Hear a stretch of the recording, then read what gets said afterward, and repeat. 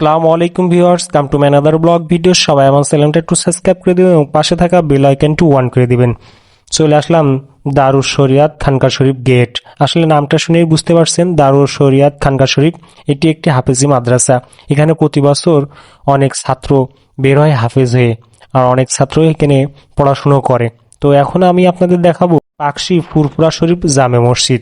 এখন আপনারা যে মাঠটি দেখতে পাচ্ছেন, এই মাঠটি প্রতি বছর 3 দিন ব্যাপী ফুরফুরা বার্ষিক ইসালায়ে সোয়াব মাহফিল হয়। এই সোয়াব মাহফিলে অনেক মানুষ এখানে আগমন ঘটে।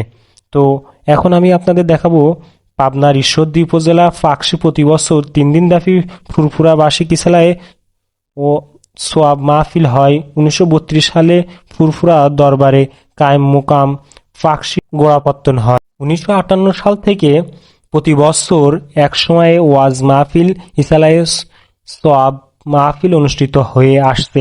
প্রায় 22 একর জমির উপর প্রতিষ্ঠিত পাকশি এই দরবার শরীফ প্রতি বছর মাহফিল উপলক্ষে দেশের বিভিন্ন স্থান থেকে ধর্মপ্রাণ মুসলমানদের আগমন ঘটে।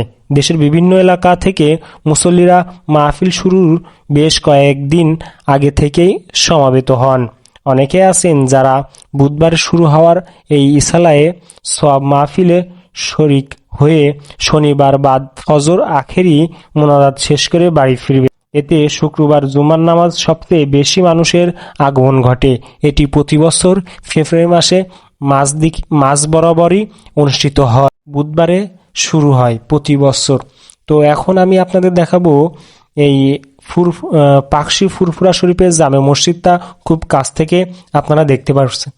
এটি একটি 2 তলা বিশিষ্ট মসজিদ। আসলে অনেক সুন্দর এই মসজিদটা। আর এই মসজিদের এরিয়াটাও আমি আপনাদের আগেই বলেছি, প্রায় 22 একর জমির উপর প্রতিষ্ঠিত পাকশি এই জামে মসজিদ। আর এর ভিতরেই আছে আপনাদের দারুস শরিয়াত খানকা শরীফ সব, আরও ইসলামিক অনেক সুযোগ সুবিধা। তো এখন আপনারা দেখতে পাচ্ছেন এই খানকা শরীফের ভিতরে মাঠ, আরও আছে ঈদগাহ। প্রতি বছর মাহফিলের সময় বিন্দু পরিমাণ জায়গা থাকে না।